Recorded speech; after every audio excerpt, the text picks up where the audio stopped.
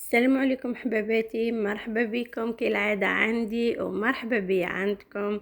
جبت لكم اليوم سندويتشات، تقدروا تقولوا ملاوي، تقدروا تقولوا هذوما ما تفهموهم بوراك ما تفهموهم محاجب، حاجة تهبل.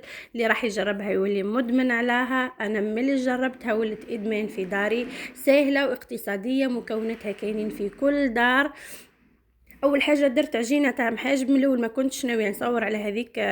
درت عجينه تاع محاجب نورمال، خليت لاباط ريحت شويه عادي، شويه سميد شويه فرينه شويه ملح، بالماء لميتهم وعجنتهم، خليتها روبوزت شويه ومن بعد لوزتها، خليتها زات ارتاحت. وهنا بديت نحلفاها كيما نحلو الشخشوخه، عفوا، كيما نحلو الشخشوخه. رققتها شوي، ما رققهاش ياسر خلاها لانها ما هيش شخشوخه، يعني راح نحشاها. على هذيك لازم تكون شويه، ما هي رقيقه ما هي خشينه، نقدروا نقولوا رقيقه يعني. قوام تاعها ما لقيت كيفاه نفهم ليكم. ليسونسيال هاي الصوره تعبر خير مني انا. وبعد نحطوها طيب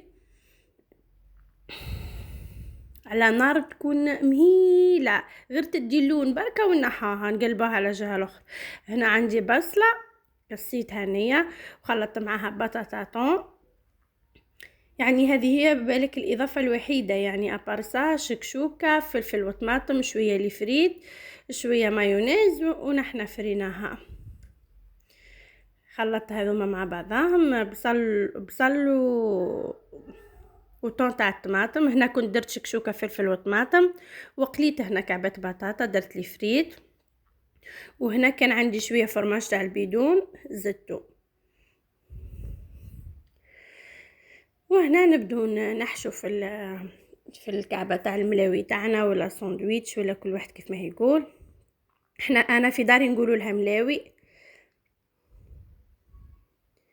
هذه عند بنتي وراجلي راها ادمان يموتوا عليها، يعني نهار نحب نرضيه من طيب ليهم. هذيا سهله، نجيبوا الفرماج تاعنا ندهنوه هو الاول ومن بعد نديروا الهريسه ونحلوها هي ثاني محرحره هي شوي.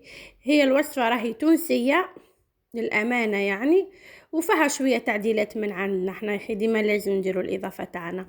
حطينا البطاطا وفوق منها هذيك الشكشوكه،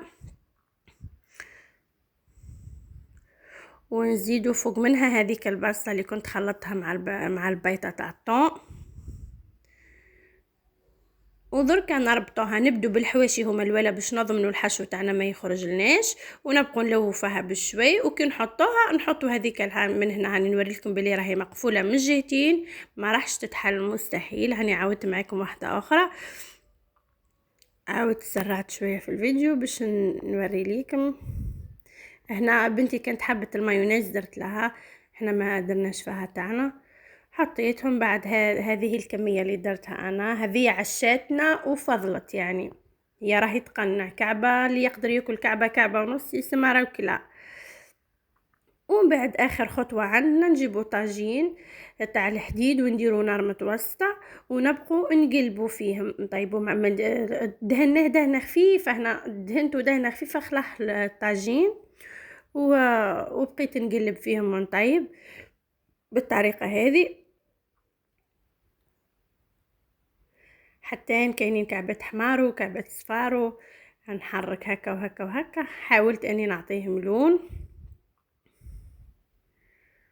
ما اسهل حاجه ممكن تديروها، لكن درتي محاجب وفضلك درتي ورقات تخبيهم حتى على سمانه، في اي وقت تجبديهم تحشيهم وانتي فريتها. تقدري وسي تقدمها مع شوربه فريك تجيك تهبل. اللي راح يذوقها ما يفهمهاش بوراك، ما يفهمهاش محاجب، ما يفهمهاش القوام تاعها يهبل. جربوها وما تندموش خواتاتي، جربوها وفرحوا عائلتكم بها وبالصحة والهنا. وما تنسوش تديروا لي ابوني، وان شاء الله تلقوا عندي كل ما هو جديد. والسلام عليكم في القريب العاجل ان شاء الله مع وصفة جديدة.